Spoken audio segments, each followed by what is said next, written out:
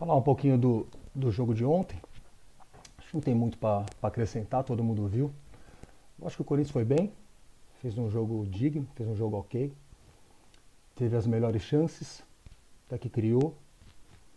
É evidente que é pouco depender só de contra-ataques puxados pelo Mosquito, mas melhor saber fazer uma coisa bem do que nenhuma, né? E eu acho que ontem foi razoável. O goleiro dos caras teve que trabalhar, as melhores chances foram nossas. Tivemos a estreia do Juliano, e isso é muito bom. E muitos devem estar pensando, poxa, quer dizer que o tal do Juliano chegou e já é o craque? Não é isso. Sim, ele foi bem. Dá pra ver que o cara sabe jogar, né? O cara sabe dominar uma bola, o cara sabe olhar pro lado, enfiar uma bolinha, né? O cara sabe o básico. Mas, mais do que isso, se o Juliano está em campo, Vital não está. Se o Juliano está em campo, não temos Arauz, não temos Luan, né? Então é ganha-ganha, né? Não só o cara é bom, como tira as meninas do time, né? E já aumenta consideravelmente as suas chances de jogar, de ganhar, né? Muitos vão me cobrar se eu não falar da arbitragem.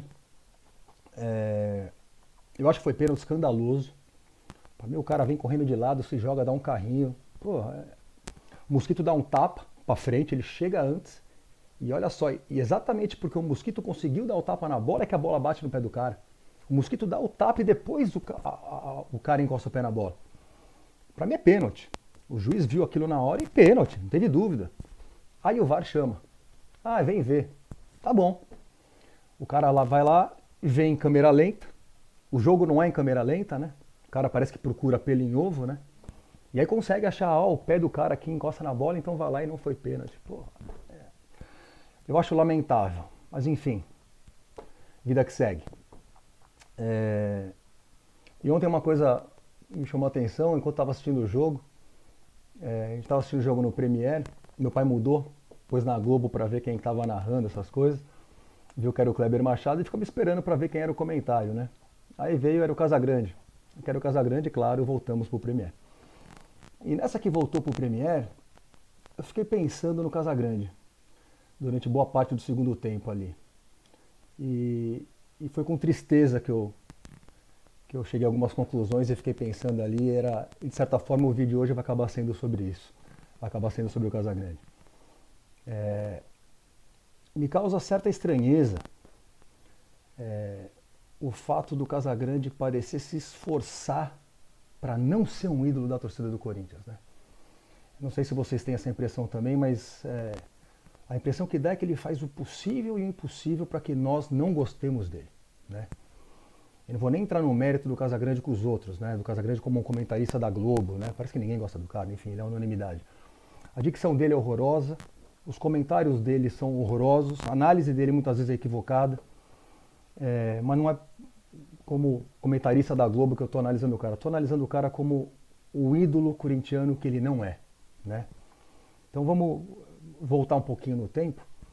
Casagrande, todos sabem, foi o centroavante daquele lendário time do Corinthians, da democracia corintiana. Primeiro jogo que eu fui na minha vida foi no dia 1º de agosto, se eu não me engano, de 82. Foi um Corinthians e Palmeiras. Olha que coisa. Primeiro jogo que o papai me levou foi um Corinthians e Palmeiras. Foi 5-1 pro Corinthians. E o Casagrande fez 3.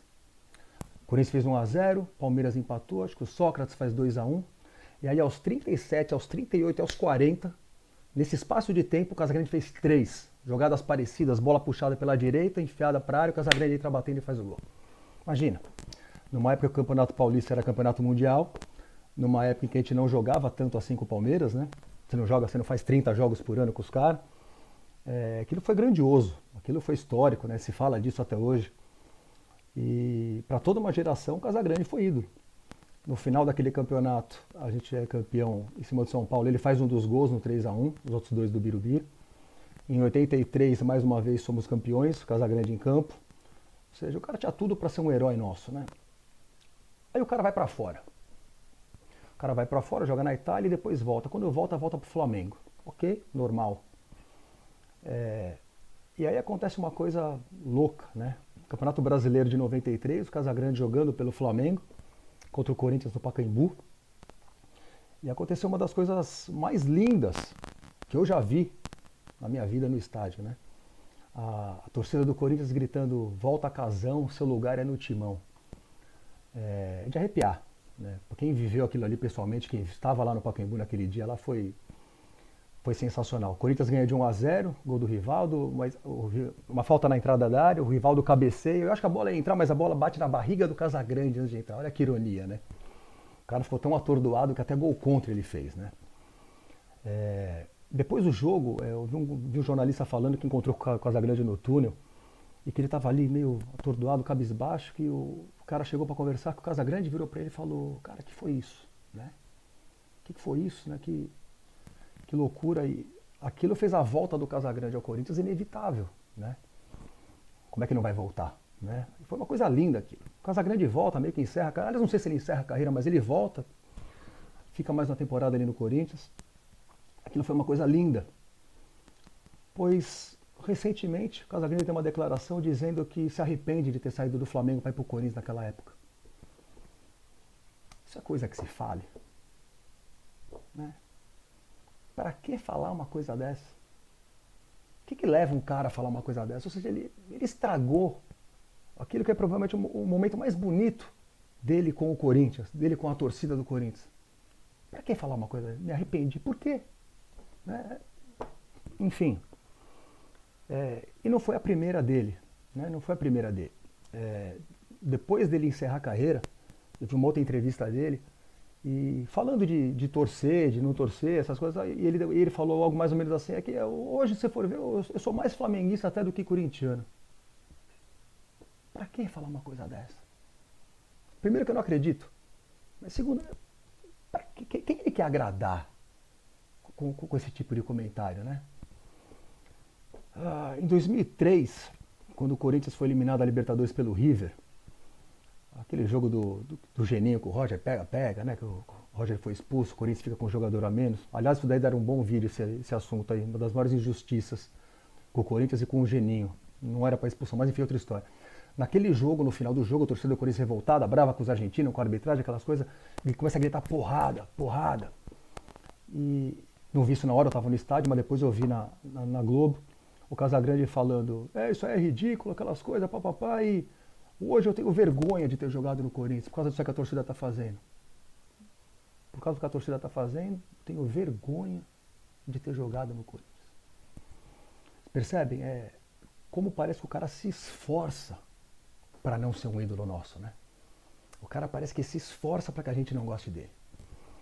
E eu já tinha percebido isso em outras ocasiões, né? Em 98, ou foi em 99, foi voltando do Mineirão em uma das finais de Brasileiro. Eu acho que foi em 98, acho que foi contra o Cruzeiro. Depois do primeiro jogo, coincidiu de eu estar no mesmo avião que o Casagrande estava. E os outros caras da Globo estavam, lotado de corintiano, cantando aquela barulheira só. E você vê que alguns faziam piada com o Casagrande e tal, bota uma carreira pro Casão, umas musiquinhas meio bobas, mas tirando um sarro dele, você vê que não era com carinho. Eu percebia isso, sabe? Ninguém chegava nele, abraçava, tirava foto. Você vê que a relação com ele era, tipo, esse cara é um comédia. Entendeu? Mais recentemente, foi em 2017, Campeonato Brasileiro, Corinthians brigando pelo título. 2017, vocês lembram, o Corinthians fez uma campanha tão acachapante no primeiro turno, que só se fosse uma campanha bizarra no segundo turno para perder o título. Fizemos uma campanha ridícula no segundo turno, mas não o suficiente para perder o título. Fomos administrando. Lá na reta final, mais ou menos, o Palmeiras tirou a diferença para uns 3, 4 pontos.